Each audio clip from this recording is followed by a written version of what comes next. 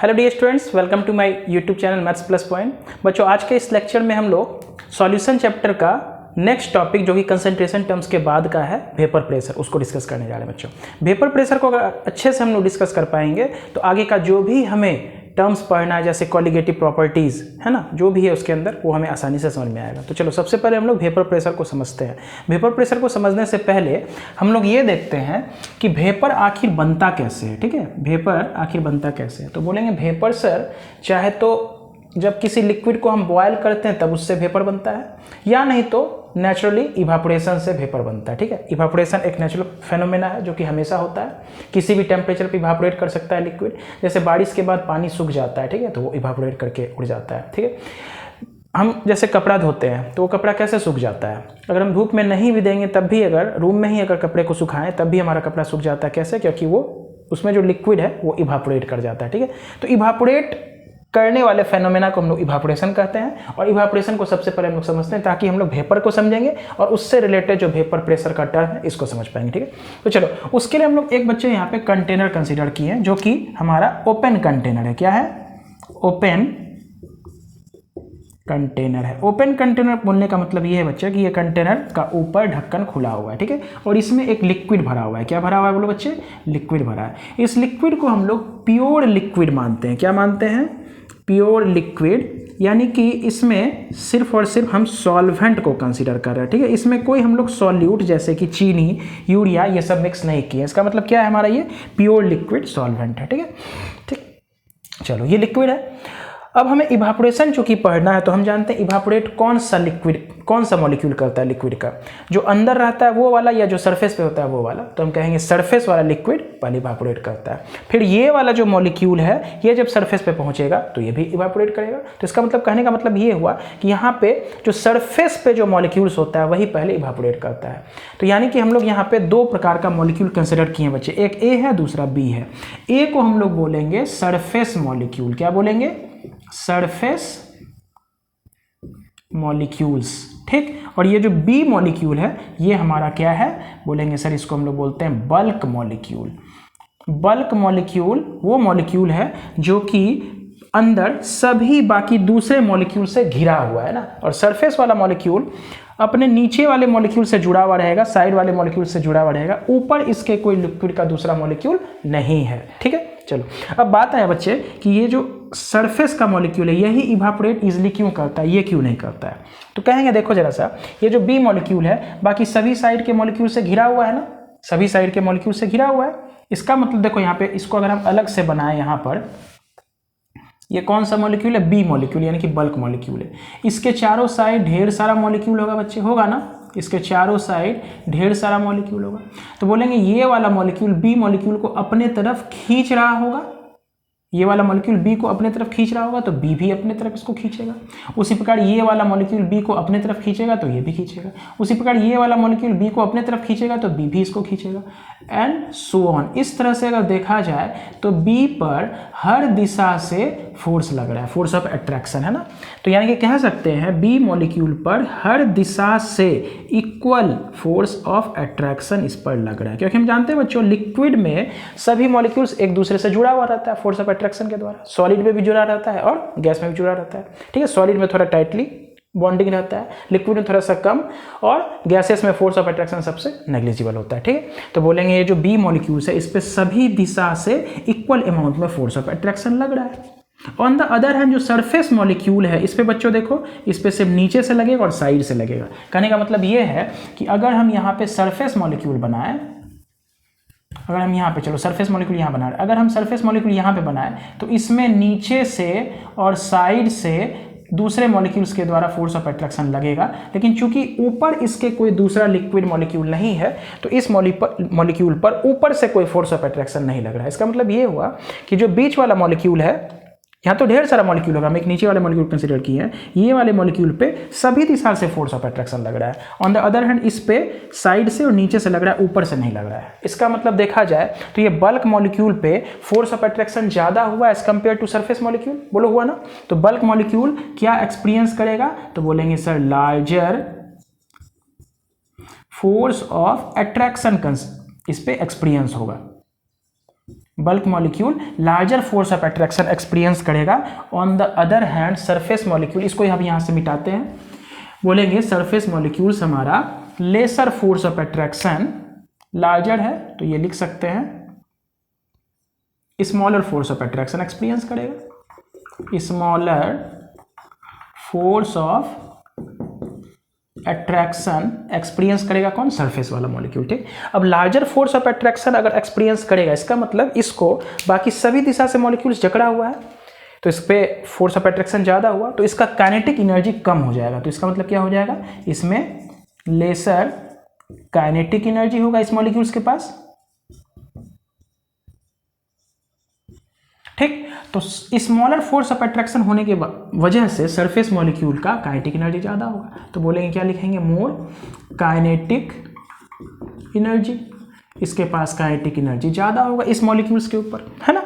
तो इसका मतलब ये हुआ, चूंकि इसका काइनेटिक एनर्जी ज़्यादा है, तो यानी कि ये इजीली इवापोरेट करेगा with respect to bulk molecule B. इसका मतलब ये हुआ कि ये सारा लिक्विड आसानी से इवापोरेट कर जाएगा। इवापोरेट हम समझते हैं, अगर हम बॉयल करेंगे तब भी लिक्विड वेपर बन के उठता है, उसी प्रकार इवापोरेशन में भी वेपर बन के लिक्विड उठता है। उसी वेपर की हम लोग बात कर रहे हैं यहाँ पर। अभी वेपर प्रेशर को हम लोग नहीं समझे, फिर सिर्फ हम लोग क्या समझ रहे हैं? वेपर को। वेपर बनता कैसे है? इवापोरेशन या बॉइलिंग से। तो इवापोरेशन हम लोग फेनोमेना समझ रहे हैं, ताकि हमारा विदाउट हीटिंग यहाँ पे लिक्विड इवापोरेट कर रहा है। ठीक है, चलो बात है समझ में। अब जैसे जैसे ये लिक्विड इवापोरेट कर जाएगा, चूंकि ये कंटेनर ओपन है, तो क्या होगा? एक समय के बाद सारा लिक्विड इवापोरेट करके उड़ जाएगा। ठीक है, तो हम यहाँ कह सकते हैं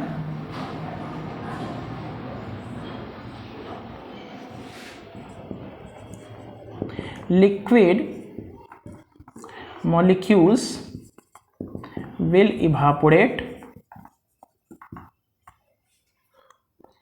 लिक्विड मॉलिक्यूल क्या हो जाएगा? बोलो, इवापोरेट हो जाएगा। अब अगर इवापोरेट हो जाएगा बच्चे, और चूंकि कंटेनर का ढक्कन खुला हुआ है, तो क्या अंदर में कोई प्रेशर क्रिएट हो पाएगा? तो बोलेंगे सर प्रेशर क्रिएट यहाँ पर नहीं हो पाएगा, है ना, क्योंकि यहाँ पे इवापोरेशन हुआ और सारा मॉलिक्यूल्स यहाँ से धीरे धीरे, अगर ढक्कन खुला हुआ है और इसका अगर हम टेम्परेचर बढ़ा दें, फॉर एग्जाम्पल अगर हम इस कंटेनर को धूप में रख दें, तो कंटेनर बढ़ेगा, तो एक समय के बाद सारा पानी यहाँ से उड़ जाएगा। कहानी क्लियर हो रहा है? तो वेपर तो बना, लेकिन वेपर के द्वारा कोई यहाँ पे प्रेशर क्रिएट नहीं हो रहा है बच्चे। क्लियर है? तो यानी कि वेपर प्रेशर का टर्म यहाँ पे अभी हम लोग नहीं समझ पाएंगे, क्योंकि कंटेनर हमारा खुला हुआ है। वेपर प्रेशर को समझने के लिए बच्चे इस कंटेनर को हमें क्लोज करना पड़ेगा। अगर हम कंटेनर को क्लोज कर देंगे, तो ये जो वेपर बन रहा था वो इस खाली जगह में अपना एक प्रेशर क्रिएट करेगा। समझ में आ रहा है बात कि नहीं आ रहा है? वो क्या करेगा? प्रेशर क्रिएट करेगा। फॉर एग्जाम्पल, अगर ऐसे समझ में नहीं आ रहा बच्चे आपको, तो ऐसे समझ सकते हैं। मान लो प्रेशर कुकर है, उसमें हम लिक्विड डाल के उसको बॉयल कर रहे हैं, तो बॉयल करने की वजह से जो भी लिक्विड वेपर बन के उड़ रहा है, वो क्या अपना प्रेशर क्रिएट कर रहा है ना। तो देखो, बॉयलिंग में अमाउंट ऑफ वेपर ज़्यादा बनता है, तो उसका प्रेशर ज़्यादा होता है। On the other hand, evaporation में भी वेपर बनता है, उसके द्वारा भी प्रेशर क्रिएट होगा अगर हम ढक्कन या ऊपर से कंटेनर क्लोज कर देंगे, लेकिन उसके द्वारा लगने वाला प्रेशर कम होता है। बोलो क्लियर है? एज्यूम करो, जैसे हम एक पानी का बोतल ले लेते हैं। ठीक है, पानी का बोतल ले लेते हैं मान लो। अब पानी का बोतल में हम लोग यहाँ तक पानी भर देते हैं और इसके ढक्कन को बंद कर देते हैं। ठीक, तो हमको मालूम है अगर इसमें पानी है, तो तुम देखे होगे बच्चे सभी, इस एक्सपीरियंस किए होगे। अगर इसे हम लोग मान लो दिन के समय में, धूप के समय में रख देते हैं, तो क्या होता है? ये जो साइड का जो बॉटल का अंदर वाला हिस्सा है, उसमें छोटा छोटा पानी का ड्रॉपलेट्स यहाँ पर जमा हो जाता है ना, साइड में बन जाता है। तो ये ड्रॉपलेट्स आखिर कहाँ से क्रिएट हुआ? तो बोलेंगे ये जो लिक्विड, जो सरफेस मॉलिक्यूल, वो जो इवापोरेट कर रहा होगा, वही इवापोरेट करने के बाद यहाँ जो वेपर्स क्रिएट हुआ होगा, वही वेपर्स यहाँ पे जाके कंडेंस होने के बाद जमा हो गया होगा। क्लियर है? तो इवापोरेशन के साथ साथ कंडेंसेशन का भी फेनोमेना होता है अगर हमारा बर्तन बंद है तो।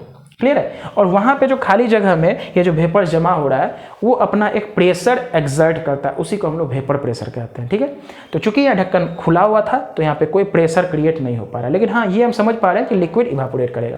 क्या इवापोरेशन सिर्फ खुले बर्तन में होता है? बोलेंगे नहीं सर, बंद में भी होगा। खुले में तो होता ही है, ताकि जैसे हम ये समझ सकते हैं, किसी बाल्टी में अगर हम पानी रख दिए, तो कुछ समय के बाद अगर उसे हम छोड़ देते हैं, तो 1 दिन 2 दिन के बाद वो पानी इवापोरेट करके उड़ जाता है। जैसे पॉन्ड हुआ, पोखर हुआ, तालाब हुआ, उसका ही पानी इवापोरेट करके उड़ता है। वाटर साइकिल बहुत अच्छा एग्जाम्पल होता है इवापोरेशन का। ठीक है, पानी इवापोरेट करके ऊपर चला गया। फिर ऊपर जाने के बाद आकाश में वो चूंकि वहाँ का टेम्परेचर यहाँ से हमारे अर्थ के सरफेस से कम होता है, तो सारा जो वेपर्स, वाटर वेपर जो उड़ के गया था ऊपर, वो कंडेंस करके बादल का रूप लेता है क्लाउड का, और वापस से बारिश होता है। उसी को हम लोग कहते हैं वाटर साइकिल। कपड़ा हमारा सूखता है, वो भी इवापोरेशन का बहुत अच्छा एग्जाम्पल है। हमारा शरीर में जैसे फॉर एग्जाम्पल पसीना होता है, वो भी सूखता है, वो भी इवापोरेशन का बहुत अच्छा एग्जाम्पल है। ठीक है, तो इवापोरेशन नेचुरल फिनोमेना जो कि हमेशा हो रहा है। जाड़ा के दिन अगर हम देखेंगे, कोल्ड वेदर जब हमारा विंटर सीजन होता है, वहाँ पे भी इवापोरेशन होता है। ऐसा नहीं कि इवापोरेशन सिर्फ गर्मी के दिन में होगा, गर्मी के दिन में इवापोरेशन थोड़ा फास्ट होता है और जाड़े के दिन में इवापोरेशन स्लो होता है। फॉर एग्जाम्पल जाड़ा के दिन में भी अगर हम कपड़ा धोते हैं तो वो भी तो सूखता है, लेकिन टाइम थोड़ा ज़्यादा लगता है। इसका मतलब इवापोरेशन वहाँ भी हो रहा है, कंटिन्यूसली हो रहा है। टेम्परेचर बढ़ाने पे इवापोरेशन का फेनोमेना फास्ट हो जाता है और टेम्परेचर कम करने पे इवापोरेशन का फेनोमेना बच्चे स्लो हो जाता है, लेकिन इवापोरेशन हो रहा है। उसी इवापोरेशन के द्वारा अभी हम वेपर को यहाँ समझने जा रहे हैं और वेपर प्रेशर को समझेंगे। क्लियर? तो चलो बच्चे इस इतना को नोट कर लेते हैं हम लोग। उसका नोट करने के बाद आगे हम लोग सेकंड फिगर बनाते हैं। इस फिगर को हम यहीं पे मॉडिफाई कर देंगे, आपको इसको मिटा करके, मतलब आपको इसको उतार लेना है और आगे नया फिगर बनाना है। ठीक है, तो चलो फिगर नंबर बी हम बनाएंगे यहाँ पर। इस बार हम लोग कंटेनर को क्या करेंगे, ओपन ना रख करके क्लोज्ड कर देंगे। ठीक है, यहाँ पे क्या कर देते हैं बच्चे, हम लोग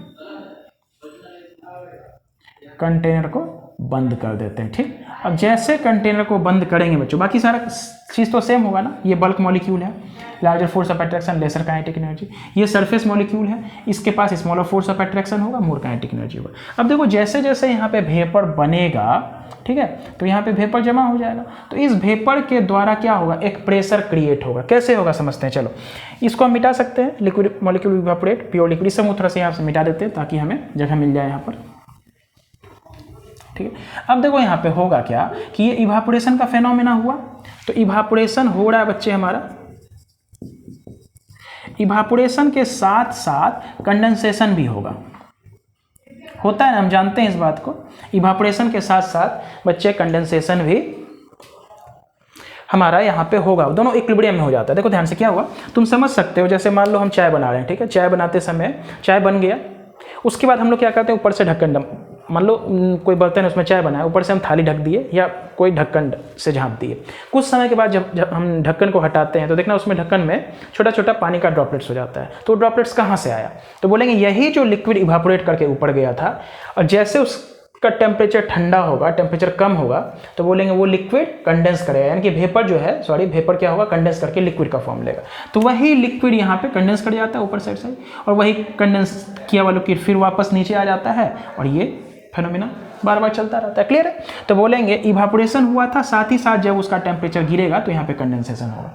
और लिक्विड, ध्यान से समझना, ये जो वेपर प्रेशर, जो प्रेशर एक्सर्ट करता है, वो प्रेशर कब एक्सर्ट करता है, जब हमारा इवापोरेशन और कंडेंसेशन वाला फेनोमेना इक्विलिब्रियम पर आ जाता है। ठीक है, तो उसी पे के समय में जो यहाँ पे प्रेशर क्रिएट होता है, उसी को हम लोग क्या बोलते हैं, वेपर प्रेशर। क्लियर है? तो समझते हैं क्या है वेपर प्रेशर। तो वेपर प्रेशर वो प्रेशर है जो कि एक्सर्ट होता है वेपर मॉलिक्यूल्स के द्वारा just above liquid surface when the vapour molecules are in equilibrium with the liquid molecule. समझ आ रहा है? उसी को हम लोग क्या बोलते हैं, वेपर प्रेशर बोलते हैं बच्चों। ठीक है, तो इतना नोट करो ये वाला कहानी फिर से। अभी हम लोग वेपर प्रेशर वाले टर्म को लिखते हैं, फिर आगे हम लोग बढ़ेंगे। ठीक है, तो चलो ये वाला फिर से बना लेना। क्लोज कंटेनर है, यहाँ पे वेपर बना था, वेपर के द्वारा यहाँ पर प्रेशर एक्सर्ट होगा। पिछले केस में बच्चे जब हम यहाँ पे ओपन रखे हुए थे ना, यहाँ पे फिर से देखो, जब हम इसको ओपन रखे थे तो ये तो वेपर बन के उड़ गया था। तो उस समय में यहाँ जो मान लो तो ए मॉलिक्यूल जो उड़ के गया होगा, इसके द्वारा लगने वाला प्रेशर कितना था, 0। फिर से हम बैक जा रहे हैं और एक बार जो ओपन कंटेनर बनाए थे उसका फिगर हम वापस एक बार समझा रहे हैं। ठीक, उस केस में pressure exerted due to a molecule 0 था, क्योंकि ये तो ढक्कन खुला हुआ था। ठीक है, लेकिन अब जैसे इस ढक्कन को हम बंद करेंगे बच्चे, यहाँ पे हम ढक्कन को बंद कर देंगे, तो अब यहाँ पे क्या होगा, इस मॉलिक्यूल्स के द्वारा प्रेशर क्रिएट होगा। उस प्रेशर को अब हम क्या कहेंगे कि ये प्रेशर अब हमारा 0 नहीं हो सकता। क्यों? क्योंकि ढक्कन बंद है, यानी कि यहाँ पे अब हमारा कुछ ना कुछ प्रेशर क्रिएट होगा। इसी प्रेशर को हम नाम दे रहे हैं PA is not equal to 0। और यहाँ पे छोटा सा ना, देखो ध्यान से बच्चों, एक नोट लगा रहे हैं। क्या लगा रहे हैं?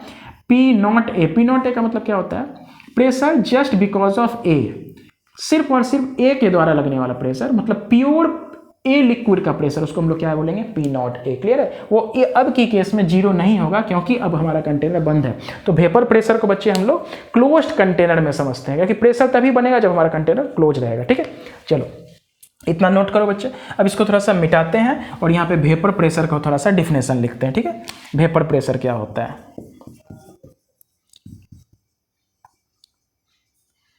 तो बोलेंगे the pressure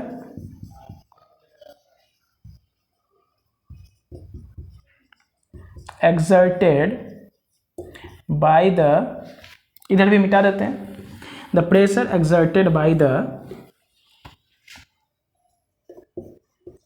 vapor molecules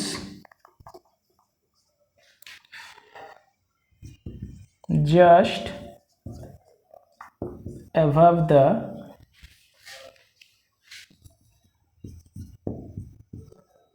liquid surface, the pressure exerted by the vapor molecule just above the liquid surface when the vapor molecules are in equilibrium, ध्यान से सुनना ये वाला शब्द,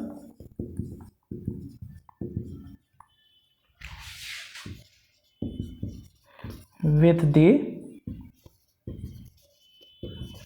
liquid molecules, क्या बोल रहे हैं, the pressure exerted by the vapour molecules just above the liquid surface when the vapour molecules are in equilibrium with the liquid molecules are known as vapour pressure. कहानी समझ में आया। वेपर प्रेशर हम लोग किस टर्म को कहते हैं, किसको कहते हैं, जब हमारा वेपर्स का मॉलिक्यूल लिक्विड के मॉलिक्यूल के साथ इक्विलिब्रियम में आ जाए, मतलब प्रोसेस ऑफ इवापोरेशन और कंडेंसेशन हमारा जब इक्विलिब्रियम में आ जाता है, उस समय जो यहाँ पर प्रेशर क्रिएट होता है वेपर्स के द्वारा, उसी को हम लोग वेपर प्रेशर कहते हैं। कहानी क्लियर है। अब देखो ध्यान से, वेपर प्रेशर तो हल्का हल्का हमें बात समझ में आ रहा है कि क्या है वेपर, कैसे बन रहा है, इवापोरेट करेगा तो यहाँ अगर बंद हुआ कंटेनर तो वेपर तो बनेगा। अब इसका ना कुछ फैक्टर्स हम लोग पढ़ते हैं कि किन किन बातों पर वेपर का प्रेशर जो होता है वो डिपेंड करता है, ठीक है। तो चलो बच्चों इतना नोट करो, हम लोग आगे बढ़ते हैं और factors on which vapour pressure depend उसको हम लोग देखते हैं, ठीक है। तो चलो इसको हम मिटा रहे हैं यहाँ पर, इस बात को नोट कर लेना है, इस स्टेटमेंट को पूरा, ठीक है। चलो factors on which vapour pressure depend, हम लोग कौन सा फैक्टर्स देखने जा रहे हैं, इस पे हमारा वेपर प्रेशर डिपेंड करता है, क्योंकि इन सभी बातों को बच्चे अगर हम अच्छे से समझ पाएंगे तो बोलेंगे आगे का कहानी हमारा बहुत आसान हो जाएगा, ठीक है।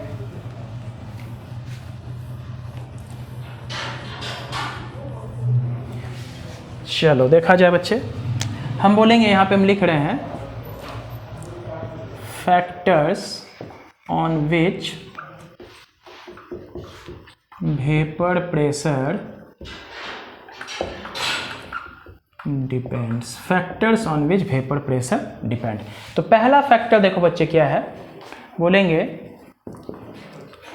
Nature of liquid.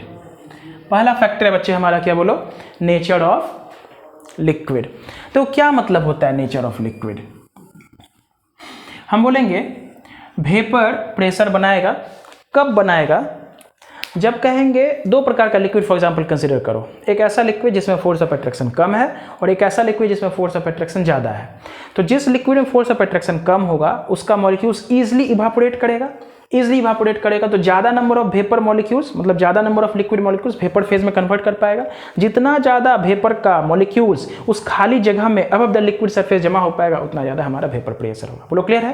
तो हम कह सकते हैं नेचर ऑफ लिक्विड में सबसे पहले हम बता सकते हैं कि फोर्स ऑफ अट्रैक्शन, तो बोलेंगे नेचर ऑफ लिक्विड का क्या मतलब है कि अगर हमारा फोर्स ऑफ अट्रैक्शन कम है तो वेपर प्रेशर ज़्यादा क्रिएट होगा, और अगर हमारा फोर्स ऑफ अट्रैक्शन ज़्यादा है तो वेपर प्रेशर हमारा कम क्रिएट होगा। उसी बात को हम समझना चाह रहे हैं। नेचर ऑफ लिक्विड क्या कहता है, laser the force of attraction, laser the force of attraction between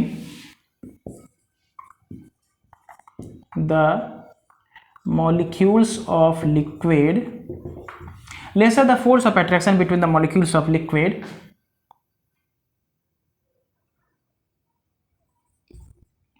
more will be the number of liquid molecules converting into vapour phase. देखो ध्यान से क्या लिख रहे हैं, लेसर द फोर्स। अभी चूंकि थ्योरेटिकल चल रहा है बच्चे, इसलिए हम थोड़ा सा ज़्यादा थ्योरी पे फोकस कर रहे हैं, फिर आगे कॉन्सेप्चुअल आएगा तो वहाँ पे फिर कहानी समझेंगे। तो कह रहे lesser the force of attraction between the molecules of liquid. मान लो लिक्विड का मॉलिक्यूल्स के बीच फोर्स ऑफ अट्रैक्शन कम है, तो more will be the number of liquid molecules converting into vapour phase. ज़्यादा number of liquid molecules vapour phase में कन्वर्ट होगा into vapour phase, and hence more will be the vapour pressure. कहानी समझ में आ रहा है? समझ में आया? एग्जाम्पल के लिए समझो। देखो जैसे हम दो कंटेनर लेंगे, क्या करेंगे बोलो बच्चे, दो कंटेनर लेंगे। यहाँ पर एक कंटेनर ये है हमारा, दूसरा कंटेनर ये है। कंटेनर हम बंद कर देते हैं, ठीक, क्लोज कंटेनर रहेगा तब भी हमारा वेपर प्रेशर एग्जर्ट होगा।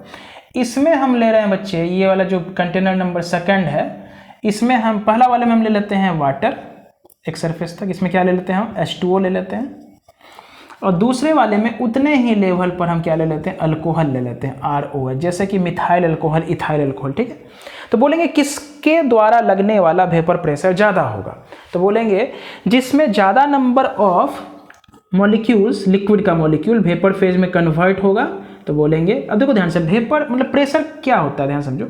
हम बोलेंगे जितना ज़्यादा एयर का मॉलिक्यूल्स या किसी चीज़ का मॉलिक्यूल्स प्रेजेंट रहता है उतना ज़्यादा प्रेशर क्रिएट होता है। जैसे फॉर एग्जांपल कोई व्हीकल है, उसके टायर में हम लोग हवा भर रहे हैं, ठीक है, तो मान लो 30 प्रेशर डाले, जैसे हम लोग बोलते हैं 30 हवा डाल दो, 40 डाल दो, ठीक है, तो मान लो 30 न्यूटन पर मीटर स्क्वायर हम अगर एक टायर में प्रेशर डालते हैं और दूसरे में 40 न्यूटन पर मीटर स्क्वायर डालते हैं, तो 40 वाले में प्रेशर ज़्यादा क्यों होता है, क्योंकि इसमें ज़्यादा नंबर ऑफ एयर का मॉलिक्यूल्स या गैस का मॉलिक्यूल्स अंदर उस टायर में हम लोग इंजेक्ट करते हैं। बोलो क्लियर? और 30 वाले में क्या हुआ, कम नंबर ऑफ मॉलिक्यूल्स इंजेक्ट किए। 40 वाले में क्यों प्रेशर ज़्यादा है, क्योंकि उसमें नंबर ऑफ एयर का जो मॉलिक्यूल्स है वो ज़्यादा अंदर इंसर्ट हो गया, अंदर चला गया, ठीक है। तो वही कहेंगे कि अगर इस मॉलिक्यूल्स, ये जो लिक्विड सरफेस है, वाटर है, समझे, ये जो वाटर लिक्विड है, इसमें अगर ज़्यादा नंबर ऑफ मॉलिक्यूल्स अगर हमारा इस खाली स्थान में लिक्विड से वेपर फेज में कन्वर्ट होके जाएगा, तो बोलेंगे उतना ज़्यादा प्रेशर क्रिएट होगा। यहाँ पे जितना ज़्यादा मॉलिक्यूल जमा होगा उतना ज़्यादा प्रेशर क्रिएट होगा। जैसे गाड़ी का चक्का का एग्जांपल हम ले सकते हैं कि अगर हम 40 प्रेशर कर रहे हैं तो वहाँ पे नंबर ऑफ मॉलिक्यूल्स ज़्यादा है, और 30 प्रेशर कर रहे हैं तो नंबर ऑफ मॉलिक्यूल्स कम है, ठीक है। ऑन द अदर हैंड जैसे अल्कोहल है फॉर एग्जांपल, अभी हमें पता नहीं किस में प्रेशर ज़्यादा किस में कम है, उसी बात को हम समझने जा रहे हैं। ऐसा हम अज्यूम कर रहे हैं कि मान लो वाटर में ज़्यादा नंबर ऑफ मॉलिक्यूल्स हमारा वेपर फेज में जा रहा है, तो इसका वेपर प्रेशर ज़्यादा होगा। अल्कोहल के केस में कम जा रहा है। अल्कोहल के केस में क्या हो रहा है बच्चों, कम लिक्विड का मॉलिक्यूल्स वेपर फेज में कन्वर्ट हो रहा है। तो अगर कम कन्वर्ट होगा तो बोलेंगे इसके द्वारा लगने वाला वेपर प्रेशर कम होगा। तो इसी बात को हम लोग यहाँ पे समझ रहे हैं। इसी को हम लोग कहेंगे nature of liquid. Nature of liquid का मतलब कि लिक्विड हमारा कैसा है, उसमें उसके बीच का इंटरमोलिकुलर फोर्स ऑफ अट्रैक्शन ज़्यादा है या कम है। क्लियर है? तो ध्यान से सुनो, हम बोल रहे हैं कि हम क्या किए, देखो यहाँ पे वाटर बना लेते हैं, ठीक है, वाटर का ये मॉलिक्यूल हो गया, और ऑन द अदर हैंड दूसरा हम लोग अल्कोहल बना लेते हैं, जिसमें हम लोग मिथाइल अल्कोहल बना लेते हैं, ठीक। हम बोलेंगे वाटर में भी फोर्स ऑफ अट्रैक्शन होगा, अल्कोहल मॉलिक्यूल्स में भी अल्कोहल अल्कोहल के बीच फोर्स ऑफ अट्रैक्शन होगा ना, ठीक। तो बोलेंगे देखो ध्यान से, वाटर मॉलिक्यूल में एक वाटर मॉलिक्यूल अपने आसपास ढेरों वाटर मॉलिक्यूल्स के साथ जुड़ा होगा। तो बोलेंगे एक वाटर मॉलिक्यूल बाकी कितने के साथ जुड़ सकता है, तो बोलेंगे 4। देखो कैसे, हाइड्रोजन बॉन्डिंग के द्वारा जुड़ेगा ना। तो बोलेंगे एक वाटर मॉलिक्यूल क्या करेगा, अपने आसपास दूसरे वाटर मॉलिक्यूल के साथ बॉन्डिंग करेगा। इस बॉन्डिंग को हम लोग क्या बोलते हैं, हाइड्रोजन बॉन्डिंग बोलते हैं। क्या बोलते हैं बच्चों, बोलो, हाइड्रोजन बॉन्डिंग। तो बोलेंगे हाइड्रोजन बॉन्डिंग बनाएगा। हमें पता है हाइड्रोजन बॉन्डिंग कहाँ बनता है, तो हाइड्रोजन बॉन्डिंग का कंडीशन होता है कि सबसे पहले तो हाइड्रोजन प्रेजेंट होना चाहिए, हाइड्रोजन मोर इलेक्ट्रोनेगेटिव एटम के साथ अटैच होना चाहिए। तो बोलेंगे वाटर के केस में हाइड्रोजन है और हाइड्रोजन ऑक्सीजन के साथ जुड़ा है, तो यहाँ पे हाइड्रोजन दूसरे वाटर मॉलिक्यूल के साथ हाइड्रोजन बॉन्डिंग बनाएगा।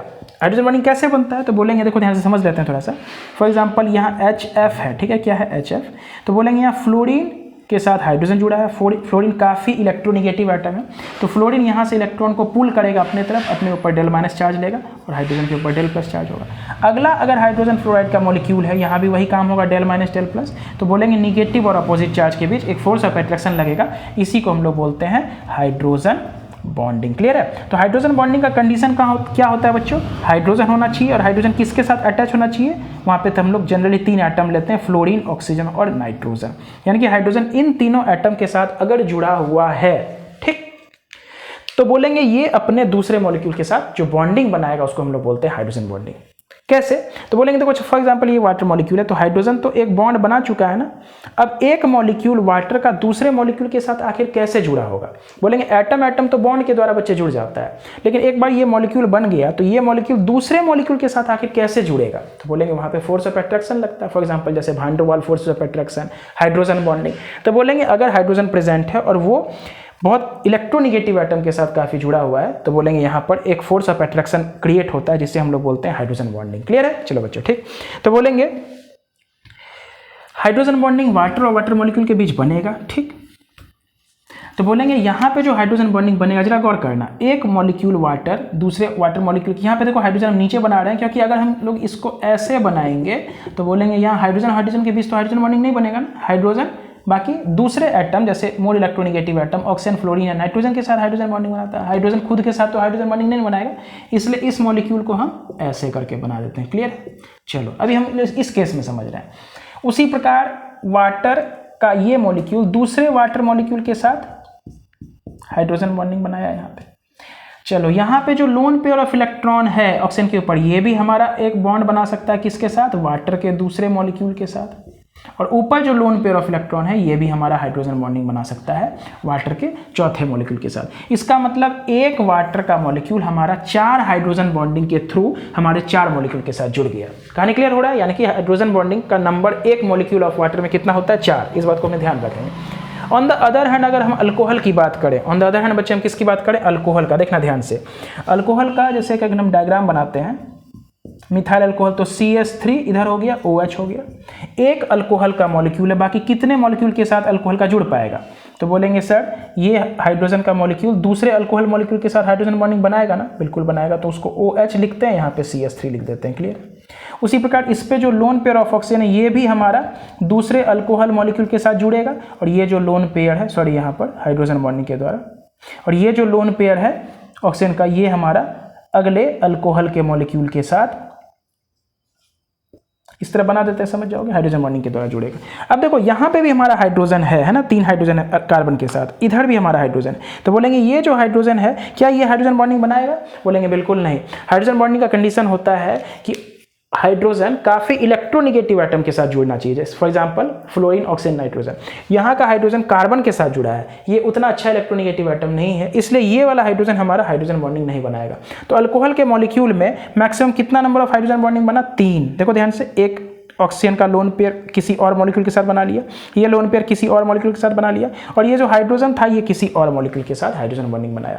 तो अल्कोहल के केस में बच्चे 3 हाइड्रोजन बॉन्डिंग बना है पर मॉलिक्यूल, और वाटर के केस में कितना हाइड्रोजन बॉन्डिंग बना है पर मॉलिक्यूल? 4। इसका मतलब फोर्स ऑफ अट्रैक्शन किस में ज्यादा हुआ? तो बोलेंगे अल्कोहल के रेस्पेक्ट में वाटर में फोर्स ऑफ अट्रैक्शन ज्यादा हुआ। अब अगर ऐसा समझो कि अल्कोहल के रेस्पेक्ट में वाटर में फोर्स ऑफ अट्रैक्शन ज्यादा है, इसका मतलब वाटर मॉलिक्यूल को काफी ज्यादा सभी साइड से बाउंडेशन हो रहा है। इसका मतलब क्या? वाटर का एक मॉलिक्यूल अल्कोहल के एक मॉलिक्यूल के रेस्पेक्ट में आसानी से इवापोरेट करेगा? बोलेंगे बिल्कुल नहीं। एक एग्जांपल से समझो, मान लो तुमको बच्चे 4 आदमी पकड़ा हुआ है, ठीक है, ऑन द अदर हैंड तुमको 3 आदमी पकड़ा है, तो किस केस में तुम्हारे भागने का प्रोबेबिलिटी ज्यादा होगा? तो बोलेंगे जब तुमको 3 आदमी घेरा हुआ है, 4 आदमी में तुम ज्यादा कस के जकड़े हुए होगे। उसी प्रकार अल्कोहल, चूंकि एक मॉलिक्यूल अल्कोहल का बाकी 3 ही मॉलिक्यूल के साथ जुड़ता है, on the other hand water में एक मॉलिक्यूल 4 मॉलिक्यूल के साथ जुड़ता है, तो बोलेंगे यहाँ पे फोर्स ऑफ अट्रैक्शन ज्यादा है। चूंकि फोर्स ऑफ अट्रैक्शन अगर ज्यादा है तो बोलेंगे सर यहाँ पर हमारा रेट ऑफ इवापोरेशन स्लो हो जाएगा, है ना। इसका मतलब कम नंबर ऑफ मॉलिक्यूल्स उसी टेम्परेचर, मान लो दोनों को हम लोग सेम टेम्परेचर में मेंटेन किए हैं, तो कम नंबर ऑफ मॉलिक्यूल्स हमारा इवापोरेट करके वेपर फेज में जाएगा। अल्कोहल के केस में ज्यादा नंबर ऑफ मॉलिक्यूल्स इवापोरेट करके वेपर फेज में जाएगा। इसका मतलब यहाँ नंबर ऑफ मॉलिक्यूल्स हमारा कम होगा, यहाँ पे नंबर ऑफ मॉलिक्यूल्स ज्यादा होगा। कहने का मतलब क्या हुआ कि vapour pressure in case of alcohol ज्यादा होगा। इसी बात को हम लोग समझने के लिए इतना यहाँ पे काम कर रहे थे, ठीक है बच्चे। इसको नोट कर लेते हैं हम लोग, सही बच्चे, इसको उतार लेंगे, ध्यान समझना सही बच्चे, ध्यान से। तो यहाँ पे हमें क्या समझ में आया कि नेचर ऑफ लिक्विड जो हम पढ़ रहे थे, नेचर ऑफ लिक्विड हम लोग क्या पढ़ना चाह रहे हैं कि लिक्विड का हमारा force of attraction, intermolecular force of attraction उस लिक्विड में कैसा है, ठीक है। तो वही हम लिखे, अगर लिक्विड के बीच फोर्स ऑफ अट्रैक्शन कम होगा मॉलिक्यूल मॉलिक्यूल के बीच, तो ज़्यादा नंबर ऑफ लिक्विड मॉलिक्यूल्स हमारे वेपर फेज में कन्वर्ट होगा और कहेंगे फोर्स, ये वेपर प्रेशर, वहाँ पे प्रेशर जो क्रिएट होगा वो ज़्यादा होगा। उसी चीज़ को हम लोग यहाँ पर दो एग्जांपल लेके समझे, वाटर और अल्कोहल। तो बोलेंगे वेपर प्रेशर जो वाटर का होगा वो कम होगा with respect to alcohol ROH। P0 यहाँ पे हम लिख देते हैं, मतलब प्योर ए के, मतलब प्योर वाटर मॉलिक्यूल्स के द्वारा जो लगने वाला प्रेशर है उसको बोलेंगे P0 वाटर, और यहाँ P0 अल्कोहल। तो बोलेंगे अल्कोहल का वेपर प्रेशर ज़्यादा होगा, क्यों? क्योंकि force of attraction in water जो है वो ज़्यादा होगा force of attraction in case of alcohol. बोलो क्लियर है यहाँ तक कहानी? तो यहाँ से हम एक स्टेटमेंट बच्चे लिख सकते हैं क्या, कि जो वेपर प्रेशर होगा, यहाँ से बच्चे हम क्या लिख सकते हैं कि जो हमारा वेपर प्रेशर होगा वो इन्वर्सली प्रोपोर्शनल होगा फोर्स ऑफ अट्रैक्शन के, फोर्स ऑफ अट्रैक्शन के हमारा इन्वर्सली प्रोपोर्शनल होगा क्या, वेपर प्रेशर। दिमाग लग रहा है? तो बोलेंगे देखो इन सभी बातों को अगर बच्चे अच्छे से हम समझ पाएंगे तभी आगे का कहानी हमें समझ में आएगा। तो vapour pressure force of attraction के इन्वर्सली प्रोपोर्शनल होगा, यानी कि फोर्स ऑफ अट्रैक्शन जितना ज़्यादा होगा कम वेपर प्रेशर बनेगा। क्यों? क्योंकि फोर्स ऑफ अट्रैक्शन ज़्यादा है तो वो मॉलिक्यूल्स टाइटली बाउंडेड है बाकी अदर मॉलिक्यूल्स से, तो कम नंबर ऑफ मॉलिक्यूल्स उड़ के खाली स्थान में वेपर बन के जाएगा। जितना कम मॉलिक्यूल्स हमारा खाली स्थान में जमा होगा लगने वाला प्रेशर उतना कम होगा। क्लियर है? तो पहला फैक्टर जो था नेचर ऑफ लिक्विड, इसको हम लोग अच्छे से समझ पाए। अगला फैक्टर है बच्चे टेम्परेचर। टेम्परेचर पे किस प्रकार से हमारा वेपर प्रेशर डिपेंड करता है, देखते हैं ध्यान से। तो ये बात तुम अच्छे से जानते हो कि अगर हम टेम्परेचर बढ़ा देंगे, अगर हम टेम्परेचर बढ़ाएंगे तो जो फोर्स ऑफ अट्रैक्शन रहता है, इंटरमॉलिक्यूलर बाउंडिंग जो होता है दो मॉलिक्यूल्स के बीच, है ना, इंटरमॉलिक्यूलर फोर्स ऑफ अट्रैक्शन, वो कमजोर पड़ जाएगा। क्योंकि हमें मालूम है टेम्परेचर बढ़ाने पर बॉन्ड ब्रेक होता है इजीली। तो बोलेंगे जो भी फोर्स ऑफ अट्रैक्शन था दो मॉलिक्यूल के बीच वो कमजोर पड़ने लगेगा। कमजोर पड़ने लगेगा तो हमारा ज़्यादा number of molecules vapour phase में कन्वर्ट होगा, और ज़्यादा नंबर ऑफ मॉलिक्यूल अगर वेपर फेज में कन्वर्ट होगा तो लगने वाला वेपर प्रेशर भी ज़्यादा होगा। कैसे समझेंगे कि ज़्यादा नंबर ऑफ मॉलिक्यूल्स हमारा वेपर फेज में अगर कन्वर्ट होगा तो ज़्यादा वेपर प्रेशर बनेगा? तो इस बात को बच्चे ध्यान रखना कि pressure is directly proportional to the number of molecules. Pressure for example air के द्वारा लगने वाला प्रेशर है, तो जितना ज़्यादा नंबर ऑफ मॉलिक्यूल्स होगा उस ऑब्जेक्ट के अंदर उतना ज़्यादा प्रेशर क्रिएट होगा। फॉर एग्जांपल दो बैलून तुम ले लो, एक में ज़्यादा हवा भरो एक में कम भरो, तो ज़्यादा वाले में प्रेशर टाइट रहता है ना, वो बैलून टाइट रहता है। क्यों? क्योंकि उसमें ज़्यादा नंबर ऑफ मॉलिक्यूल्स अंदर बैलून के अंदर इंसर्ट हुआ है with respect to other balloon. ठीक है, इसलिए हम कह सकते हैं जितना ज़्यादा नंबर ऑफ मॉलिक्यूल्स रहेगा एयर का उतना ज़्यादा प्रेशर क्रिएट होगा। क्लियर है? तो उसी प्रकार हम लोग समझ सकते हैं फैक्टर नंबर बी में हमारा टेम्परेचर बहुत इंपॉर्टेंट फैक्टर है। ठीक है, तो बोलेंगे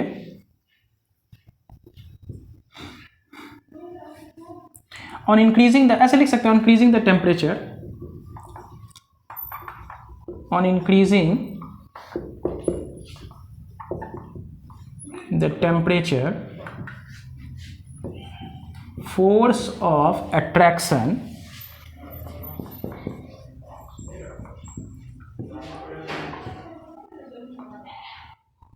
between the liquid molecules decreases। Clear है ना? On increasing the temperature, force of attraction between the liquid molecules decreases, as a result of which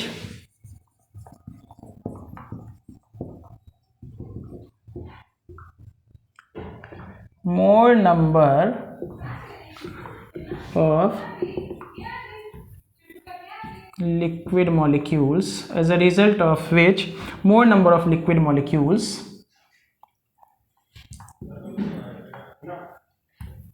gets converted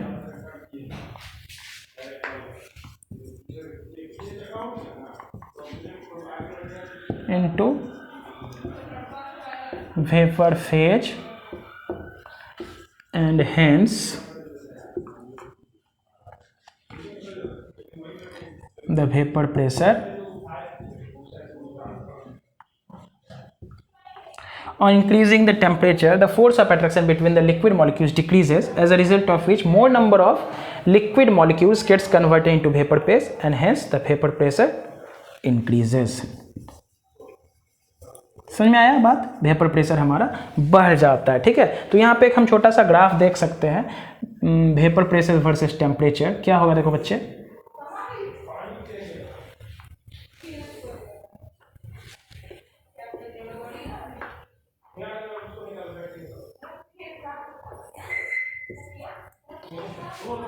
इधर हम बना रहे हैं वेपर प्रेशर का एक्सिस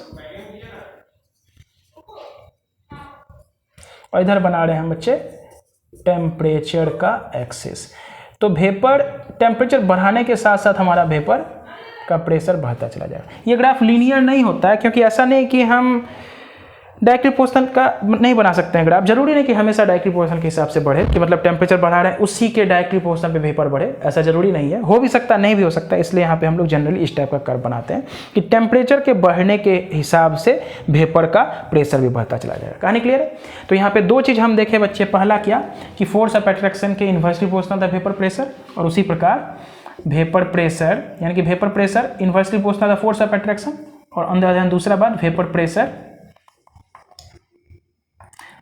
डायरेक्टली प्रोपोर्शनल होगा टेम्परेचर की। कहानी क्लियर है? तो टेम्परेचर बढ़ाने पर हमारा नंबर ऑफ वेपर ज़्यादा क्रिएट होगा, और हेंस हम कह सकते हैं कि वेपर प्रेशर हमारा ज़्यादा होगा। ठीक है, तो ये दो फैक्टर्स हम लोग देखे जिसमें वेपर प्रेशर हमारा डिपेंड करता है। ठीक है, तो वेपर क्या था समझ में आया, इवापोरेशन के द्वारा हमारा लिक्विड इवापोरेट करता है, और अगर कंटेनर बंद रहेगा तो वहाँ पे वेपर मॉलिक्यूल्स जमा होगा, और वो लिक्विड के साथ इक्विलिब्रियम में आने के बाद वो अपना एक प्रेशर क्रिएट करता है, जिसे हम लोग वेपर प्रेशर कहते हैं। ठीक है, अब इस वेपर प्रेशर को अगर हम अच्छे से समझ पाएंगे तो आगे कहानी हमारा क्लियर हो पाएगा। ठीक है, तो चलो इतना नोट करो। अब देखते हैं आगे हमें क्या पढ़ना है। ठीक है,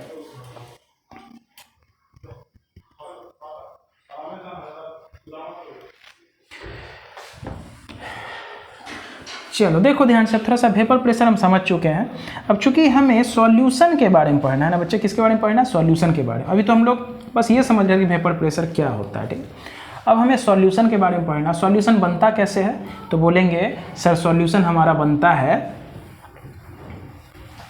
जब हम सॉल्वेंट में कोई सॉल्यूट को मिलाते हैं। ठीक, क्या करें बच्चों, देखो ध्यान से। अभी तो हम लोग किसके बारे में समझे? वेपर के बारे में समझे, वेपर प्रेशर के बारे में समझे। अब हम चूंकि सॉल्यूशन के बारे में समझना है, सॉल्यूशन बनता कैसे? प्योर सॉल्वेंट में हम सॉल्यूट मिलाते हैं। ठीक है, तो देखो ध्यान से, प्योर सॉल्वेंट है, सॉल्वेंट तो लिक्विड होगा, उसमें हम लोग दो प्रकार से सॉल्यूट को ऐड कर सकते हैं। चाहे तो सॉलिड सॉल्यूट को डाल दे, जैसे चीनी हो गया, नमक हो गया, या हम लोग लिक्विड सॉल्वेंट को भी डाल सकते हैं। यानी कि हम लोग यहाँ पे सॉल्यूट को दो भाग में क्लासिफाई कर सकते हैं। एक होगा हमारा नॉन वोलाटाइल और दूसरा होगा वोलाटाइल। नॉन वोलाटाइल हम लोग किसको कहते हैं? जो उड़ ना सके। फॉर एग्जाम्पल चीनी, नमक, ये सब नॉन वोलाटाइल सॉल्यूट होता है। देखो जब भी इवापोरेशन होता है ना या बॉइलिंग होता है तो चीनी इवापोरेट नहीं करता, नमक इवापोरेट नहीं करता है। क्या इवापोरेट करता है? तो जो लिक्विड सॉल्वेंट होता है वो इवापोरेट करता है। यानी कि अगर हम वेपर प्रेशर की बात करेंगे तो वेपर प्रेशर को हमें दो केस में डिस्ट्रीब्यूट करके पढ़ना होगा। पहला वेपर प्रेशर जब हम लोग नॉन वोलाटाइल सॉल्यूट को डिसॉल्व करें सॉल्वेंट में, और दूसरा लिक्विड यानी कि वोलाटाइल सॉल्यूट को डिसॉल्व करें लिक्विड सॉल्वेंट में। क्लियर है? यानी कि हम दो केस यहाँ पे डिस्ट्रीब्यूट करेंगे, जो कि आगे हम लोग पढ़ेंगे। अभी फिलहाल हम लोग नॉन वोलाटाइल सॉल्यूट को डिसॉल्व करने जा रहे हैं, किसमें? लिक्विड सॉल्वेंट में। ध्यान से सुनना हम क्या बोल रहे हैं। वेपर प्रेशर हम लोग समझ चुके हैं बच्चे। अब वेपर प्रेशर हमें सॉल्यूशन का समझना है कि सॉल्यूशन में अगर हम जैसे सॉल्यूट मिलाएंगे तो वेपर प्रेशर में क्या अंतर आ सकता है, वो घटेगा या बढ़ेगा या सेम रहेगा, इस बात को हमें समझना है। इसी के ऊपर आगे सारा प्रॉपर्टी जैसे boiling point, elevation in boiling point, depression in freezing point, ये सब सारा इसी फेनोमेना के ऊपर बेस्ड होगा। कहानी क्लियर हो? तो हम बोलेंगे हमें यहाँ पे समझना है वेपर प्रेशर ऑफ सॉल्यूशन, है ना। तो उस सॉल्यूशन को हम लोग दो तरह से क्रिएट करेंगे। लिक्विड सॉल्वेंट में हम चाहे तो सॉलिड सॉल्यूट मिला दें या लिक्विड सॉल्यूट मिला दें। ठीक है, तो ये दोनों केस को आगे हम बांटेंगे, लेकिन उससे पहले हम लोग थोड़ा सा इस बात को समझने जा रहे हैं कि अगर हम लिक्विड का सॉल्वेंट लेते हैं, लिक्विड सॉल्वेंट लेते हैं, सॉल्वेंट हमारा लिक्विड है, उसमें अगर हम नॉन वोलाटाइल सॉल्यूट जैसे कि चीनी, नमक को अगर डाल दें, जिसे हम लोग नॉन वोलाटाइल सॉल्यूट कहेंगे, जैसे कि सॉलिड सॉल्यूट जिसे हम कहेंगे, वो अगर डालेंगे तो वेपर प्रेशर के ऊपर क्या इफेक्ट आने वाला है। ठीक है, तो चलो देखो ध्यान से हम क्या कहते हैं। यहाँ पर एक टर्म लिख रहे हैं, what will happen if we dissolve non volatile solute जिससे हम लोग सॉलिड सॉल्यूट कहेंगे। क्या कहेंगे? Solid solid. What will happen if we dissolve non volatile solute, solid solute into pure liquid solvent. ठीक है, देखो क्या फर्क पड़ेगा, समझना बात को बच्चे। हम बोलेंगे यहाँ पे हम दो कंटेनर बना रहे हैं। ठीक है, पहला हमारा कंटेनर ये है। ठीक, इसको हम क्लोज कर देते हैं। ठीक, और बगल में दूसरा कंटेनर बच्चे जस्ट इसी के बगल में हम लोग बना रहे हैं। ठीक,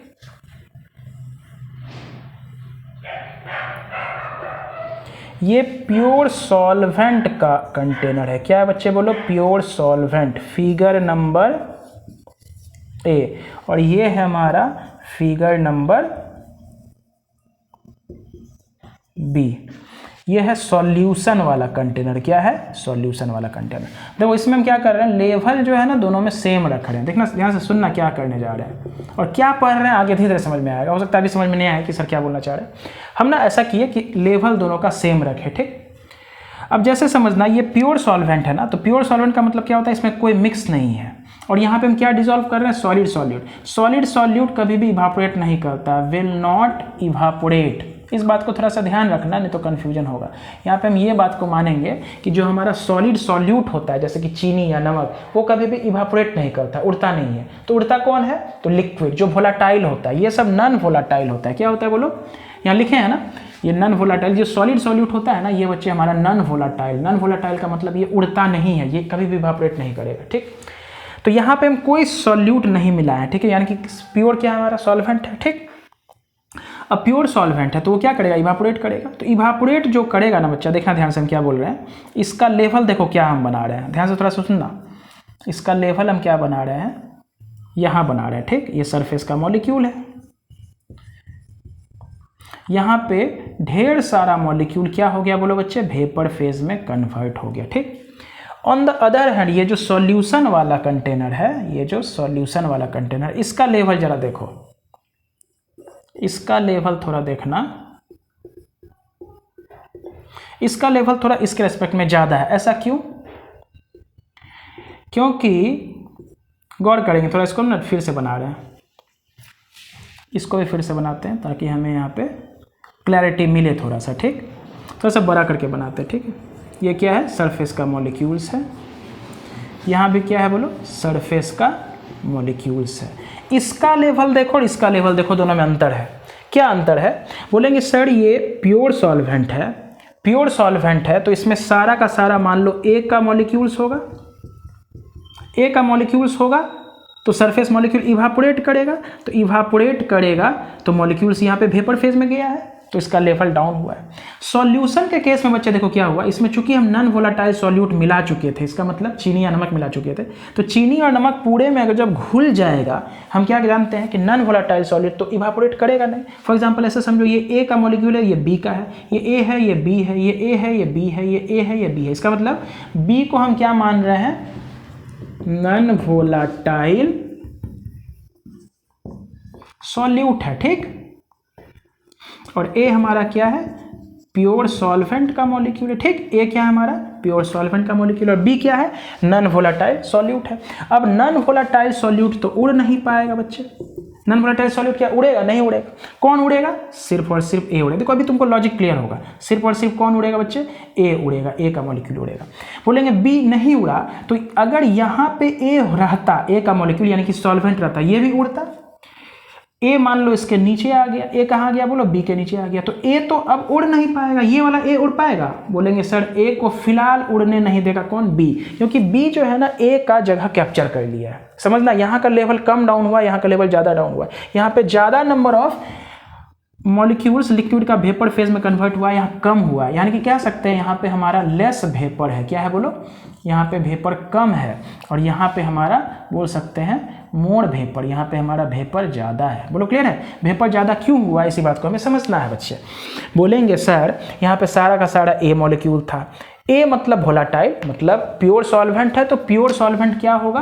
तो वोलाटाइल होगा, क्योंकि ये हमारा लिक्विड है, लिक्विड वोलाटाइल होता है। ठीक, और बी क्या लिए थे? ऐसा सॉल्यूट लिए थे जो कि सॉलिड इन नेचर था। सॉलिड सॉल्यूट जिसे हम नॉन वोलेटाइल सॉल्यूट बोलते हैं, वो कभी उड़ता नहीं है। जब वो नहीं उड़ेगा तो वो क्या करेगा, ये इसी जगह पे रहेगा। अब चूंकि यहाँ पे रहेगा कि नहीं रहेगा, क्योंकि हम सॉल्यूशन बनाए हैं तो यूनिफॉर्म सॉल्यूशन बनाए, हर जगह सॉल्यूट का मात्रा सेम होगा, तो बोलेंगे हर जगह जहाँ जहाँ सॉल्यूट सरफेस पर रहा होगा ये तो उड़ेगा नहीं, और खुद नहीं उड़ेगा, और उसके नीचे अगर ए का मॉलिक्यूल फंस गया तो उसको भी नहीं उड़ने देगा। कहेंगे हम भी नहीं उड़ेंगे, आपको भी नहीं उड़ने देंगे। क्लियर है?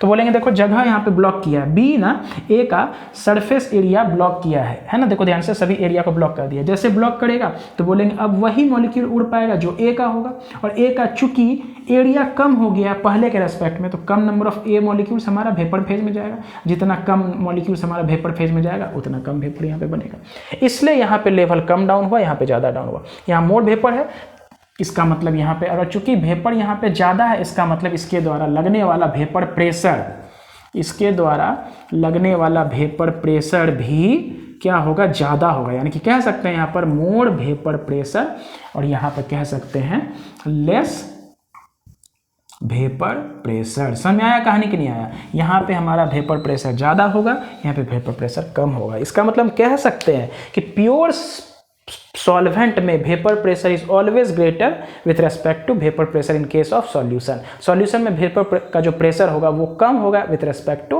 Pure solvent. इस बात को हम समझ चुके हैं बच्चे अच्छे से कि जब भी हमारा लिक्विड इवापोरेट करेगा तो वो वेपर बनाएगा, और वेपर अपना प्रेशर क्रिएट करता है। तो पहले प्योर सॉल्वेंट के केस में हम समझ जाए क्या क्या वेपर बनता है, कैसे बनता है। अब जैसे हम सॉल्यूशन के ऊपर आएंगे तो सॉल्यूशन का वेपर प्रेशर, ध्यान देना बच्चे, यहाँ पे हम लिख रहे हैं कि P जो होगा सॉल्यूशन का वो ऑलवेज लेस होगा P सॉल्वेंट के केस से। P मतलब क्या, वेपर प्रेशर, Vp लिख सकते हैं। ठीक, यहाँ पे क्या लिख रहे हैं बच्चे, बोलो Vp, vapour pressure of solution, ये हमारा ऑलवेज लेस होता है in comparison to vapour pressure of solvent. क्योंकि सॉल्वेंट में होता क्या, सारा का सारा मॉलिक्यूल्स लिक्विड का है, सारा का सारा उड़ेगा, क्योंकि इसको एरिया ज़्यादा मिल रहा है उड़ने के लिए, तो सारा का सारा चूंकि उड़ेगा तो यहाँ पे ज़्यादा प्रेशर क्रिएट होगा।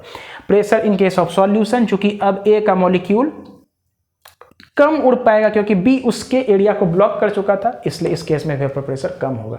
इसी बात को हमें समझना है बच्चे, ताकि आगे हम लोग राउल्स लॉ को अच्छे समझ पाए। ठीक है, तो आगे हम लोग को ऐसे पढ़ना है कि दो केस हम लोग डिस्ट्रीब्यूट करेंगे, ये वाला चीज़ तो समझ चुके हैं ना। आगे हम लोग क्या करेंगे, दो केस डिस्ट्रीब्यूट करेंगे। एक में प्योर सॉल्वेंट में हम नॉन वोलाटाइल सॉल्यूट मिलाएंगे जैसे यहाँ पे मिलाए थे, और दूसरा हम लोग वोलाटाइल सॉल्यूट ही मिलाएंगे। ऐसा नहीं कि सॉल्यूट हमेशा सॉलिड ही होता है, सॉलिड दूसरा लिक्विड भी हो सकता है ना। जैसे मान लो पानी में इथाइल अल्कोहल मिला दो, पानी में बेंजीन टॉलिन मिला दो, है ना। मतलब बोलेंगे दो लिक्विड सॉल्वेंट को हम मिला रहे हैं, या हो सकता है बेंजीन में टॉलिन को मिला दे, दोनों लिक्विड होता है। इथाइल अल्कोहल में मिथाइल अल्कोहल मिला दे, दोनों लिक्विड होता है। तो जब लिक्विड में लिक्विड को मिलाएंगे तब वेपर प्रेशर में क्या फर्क पड़ेगा, और जब लिक्विड में सॉलिड को मिलाएंगे तब वेपर प्रेशर में क्या फर्क पड़ेगा। ठीक है, तो यहाँ पे हम लोग क्या किए, लिक्विड में सॉलिड सॉल्यूट को मिलाए थे, देखा गया कि जैसे सॉल्यूशन बना तो वेपर प्रेशर घट गया। क्लियर है, तो ये वेपर प्रेशर कितना घटा है ना, पहले जो था उसके रेस्पेक्ट में कितना घटा, इसी चीज को हम लोग राउल्स लॉ से डिस्कस करेंगे। क्लियर है, इसी चीज को हम लोग राउल्स लॉ से डिस्कस करेंगे, जिसे हम लोग relative loading in vapour pressure भी कहेंगे, जो कि एक कॉलिगेटिव प्रॉपर्टी होता है बच्चों। ठीक है, तो इस चीज को हम लोग अपने नेक्स्ट लेक्चर में डिस्कस करेंगे। वहाँ पे दो केस बांटेंगे सॉल्यूट का, एक सॉलिड वाला, एक लिक्विड वाला। ठीक है, और आगे हम लोग अपने कहानी को आगे एक्सटेंड करेंगे। आज के लिए बस इतना ही बच्चों, थैंक यू।